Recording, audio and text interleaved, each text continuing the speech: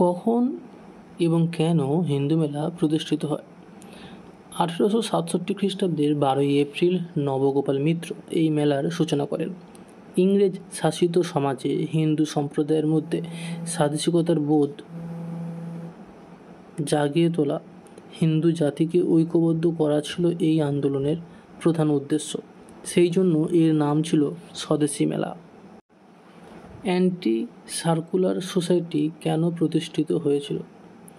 শচীন্দ্র প্রসাদ বসু 1905 খ্রিস্টাব্দের 4 November anti circular society প্রতিষ্ঠা করেছিলেন।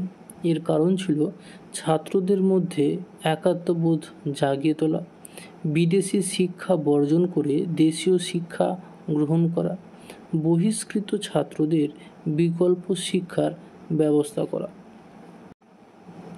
সামাজিক ইতিহাস কি?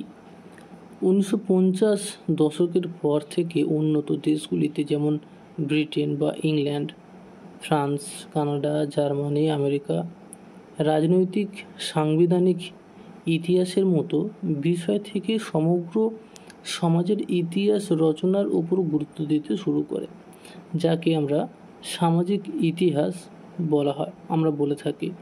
1960 এর দশকে সামাজিক ইতিহাস খুবই প্রাধান্য পেতে শুরু করে।